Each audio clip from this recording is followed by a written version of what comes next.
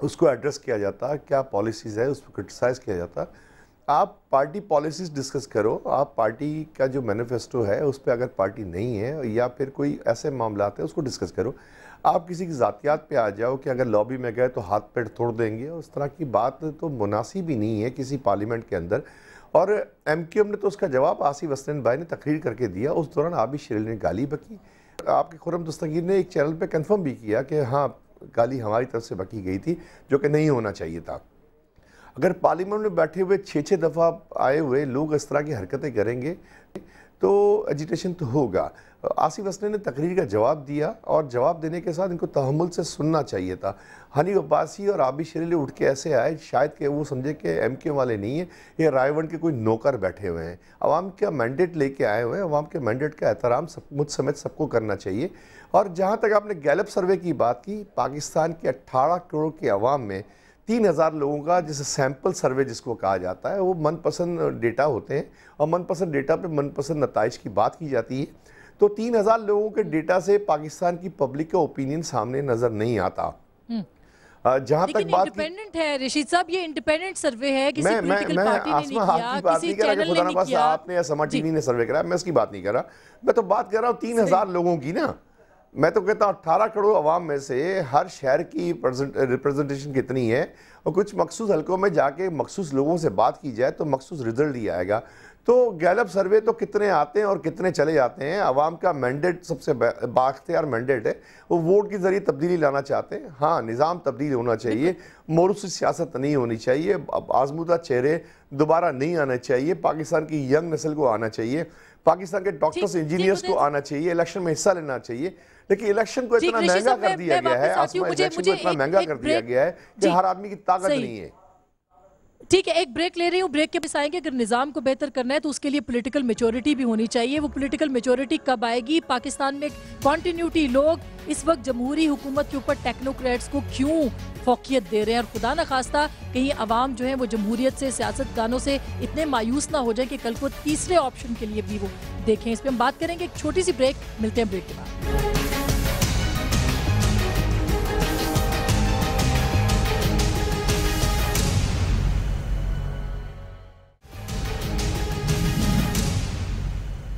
Welcome back नाजरीन, एक बार फिर आपको खुश आमदीद कहते हैं। नेशनल प्रेस क्लब इस्लामाबाद से बात कर रहे हैं। पाकिस्तान के अवाम क्या सियासतदानों से मायूस हो चुके हैं और क्या इस वक्त दमादम मस्क कलंदर होने जा रहा है? इलेक्शन होंगे नहीं होंगे, सेनेट इलेक्शन होंगे या नहीं होंगे? हमारे साथ हमारे मेहमान भी मौजूद हैं। हमारे अख्तर खान साहब, क्या बनने जा रहा है? आपकी भी मीटिंग हुई, मियाँ साहब आम माफ़ी का ऐलान भी कर रहे हैं, चौधरी बरादरान के अलावा सबको एक्सेप्ट भी कर रहे हैं। ये किस किस्म की सियासत हो रही है? उसूलों की सियासत तो फिर इसको नहीं कहेंगे ना, कि कल तक जिनको वो लोटा लोटा कहते थे या जिनको को गलत सियासतदान कहते थे, आज उनके लिए वो आम माफ़ी का ऐलान करेंगे। देखिए, आम माफ़ी का कल मैंने पट्टियाँ चलती देखी हैं, लेकिन हमारी तो एक ऐसा पार्टी है जो चौधरी साहब से अलहदा हुई 2009 में असूली बुनियाद पे कि हम वरासती सियासत पर यकीन नहीं रखते और पार्टी के अंदर जमहूरियत होनी चाहिए। और हमने उस वक्त से यही नारा लगाया कि मुस्लिम लीगों को हम इकट्ठा करें, और हमारी जद्दोजहद रही है। मुत्तहिदा मुस्लिम लीग हमने बनाई पगाड़ा साहब के साथ मिलकर, शेख रशीद, इजाजुल हक साहब, हम लोग। और उसी सिलसिले में अब हमारी ये ऐलान हुआ है कि हम असूली तौर पर एक अलायंस बनाएंगे PMLN के साथ।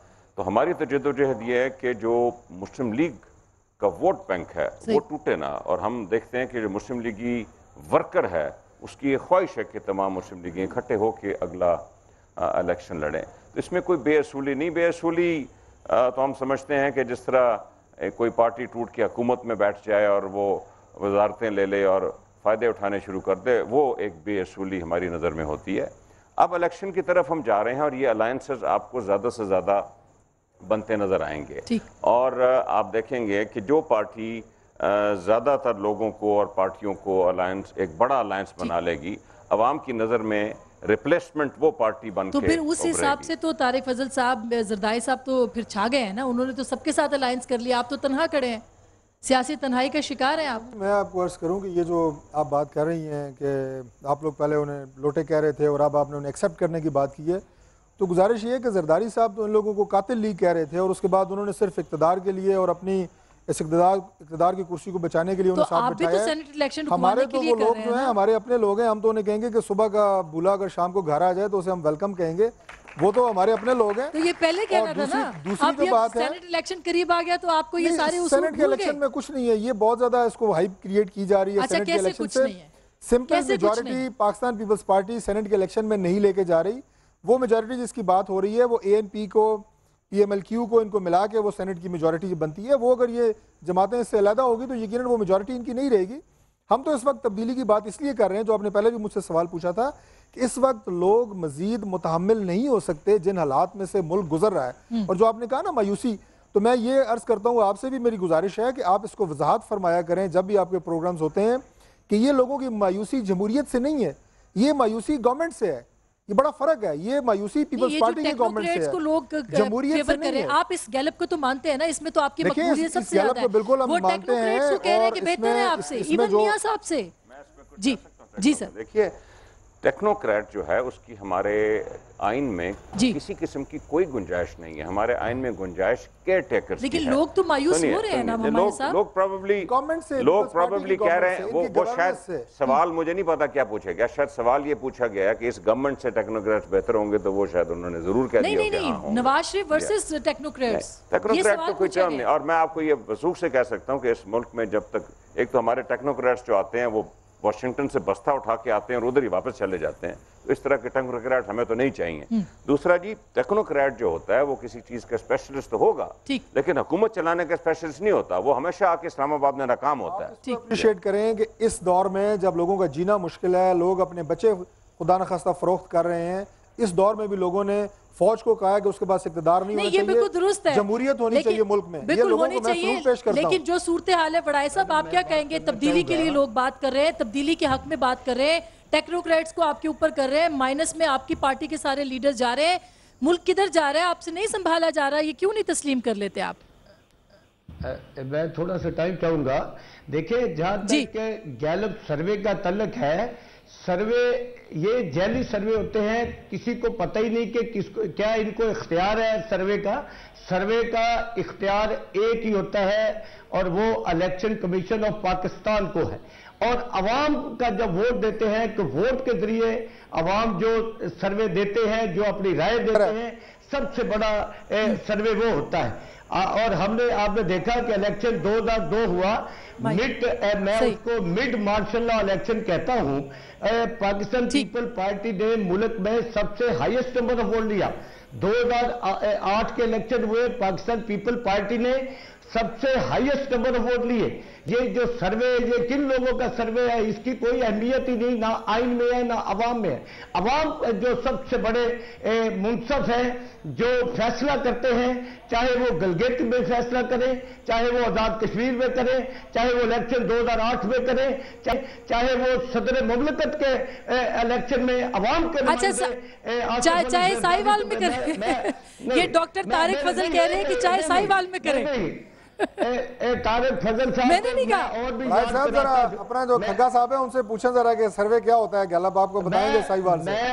मैं आपसे पूछ लेता हूं कि अभी पिंडी में आजाद कश्मीर की 2 इलेक्शन आप हार गए हैं, गुजरात में हार गए हैं, पसरूर में हार गए हैं, लाहौर में धांधली का रिकॉर्ड हुआ, जो हमने फिर इलेक्शन 23 को हो रहा है और आपने वज़ीर आला ने कह दिया कि मैं नहीं करवा सकता। आप सरगोदा में हार गए, बूरेवाला में हार गए, आप मुजफ्फरगढ़ में हार गए, मुल्तान में हार गए, भावलपुर में हार गए। ये सारी खबरें आप कहां से पढ़ के सुना रहे हैं हमें? कोई हमें भी बताएं। मैं खबरें नहीं, मैं आपको बता रहा हूं, मुझे बात मुकम्मल कर लेते थे। तो जहां तक इसलिए ये सर्वे वही है जिसमें वज़ीर आज़म पाकिस्तान जीतता है, जिसमें सेनेट का स्पीकर जीत जाते हैं। ये सेनेट सर्वे वो होते हैं जिसमें सेनेट के चेयरमैन जीतते हैं। तो ये सर्वे होते हैं अवाम के। और आइंदा एक सर्वे मार्च में होगा और एक 2013 में होगा। और हम अच्छा, ये मार्च में होगा नहीं बड़ाई साहब, मार्च में होगा। ये जो धरने हो रहे हैं, ये सियासत हो रही है, ये क्या मार्च के लिए हो रही है? तारिक फजल साहब कह रहे हैं ऐसा नहीं है, हमारे साहब कह रहे हैं कि अर्ली इलेक्शन होंगे। मैं इसलिए ये कह रहा हूं कि जनरल सीटों पे कह रही है, लोग चाहते हैं सामने आपके बैठे हैं, इनसे पूछें आप ये इलेक्शन कब होने चाहिए आपको वाले जो है जो मुझे बात आप मुकम्मल करने दे, मैं आपके मुदाखलत नहीं की। ये असूली सियासत वालों ने पहले 30 से 40 क्यों के अराकीन असम्बली खरीदे और फिर भी असूलों पे कायम रहे। अब कहते हैं कि मार्च का सेनेट का इलेक्शन हम शिकस्त खा रहे हैं, इसलिए हम उससे पहले असेंबली डिसॉल्व कर देंगे, हम इस्तीफे दे देंगे। ये कौन सा निजाम मुल्क में चाहते हैं? ये जमहूरियत चाहते हैं। आइन से मैं समझता हूं कि इससे बड़ी गद्दारी कोई नहीं। और जहां तक मेरे भाई हमायूं साहब कह रहे थे, आज तो वो बड़े असूलों की बात कर रहे थे कि दुनिया ये कर रही है और हम असूलों पर मुस्लिम लीग को इकट्ठा करना चाहते हैं। तो जनरल परवेज मुशर्रफ के साल 10 साल वो उसके साथी रहे हैं, तो क्या उस वक्त वो मुस्लिम लीग इकट्ठे कर रहे थे? कौन सी मुस्लिम लीग उन्होंने इकट्ठी करने की कोशिश की? ये तो वजीर आजम के उम्मीदवार मुस्लिम लीग में थे। तो मैं इसलिए ये गुजारिश करता चलूं, भुट्टो साहब भी मुस्लिम लीग से शुरू हुए। इनको मैं कल आज की बात कर रहा हूं। आज आप जनरल परवेज मुशर्रफ के साथी थे, सारा कुछ आपने यहाँ आप लाहौर से मुस्लिम लीग नून से शिकस्त खा के गए थे और आज आपको पता है कि हमारा कोई सियासी मुस्तकबिल नहीं। एक ही आप चाहते हैं कि किसी तरह असेंबली टूटे और गैर जमहूरी निजाम आए, और मैं समझता हूं कि यही वो सियासतदान है। उन्होंने ये बात नहीं की। आपको बड़ा खौफ है असेंबली टूटने का, वो टूट जाएगी एक दिन। अच्छा, बड़ा मजबूत करने की बजाय हमेशा उसको कमजोर करने की कोशिश करते हैं। बड़े अफसोस की बात है। जमहूरियत को मजबूत अपनी कारकर्दगी से करें, कागजी कार्रवाई से न करें कि 18वीं और 19वीं तरमीम को अवाम की खिदमत करके जमहूरियत मजबूत करें। और भाई अवाम की खिदमत, आप तो किसी के इलेक्शन में नहीं गए। आप मुझे बताएं कि पिछले 3 साल में हम ख्याल किसी इलेक्शन में, किसी जिमनी इलेक्शन में आप गए? आपको तो पता ही नहीं। आप तो एक सहारा चाह रहे हैं कि हमें, हम आपको अगले इलेक्शन में बता देंगे कि हम क्या कर सकते हैं, हमारी फिक्र ना करें।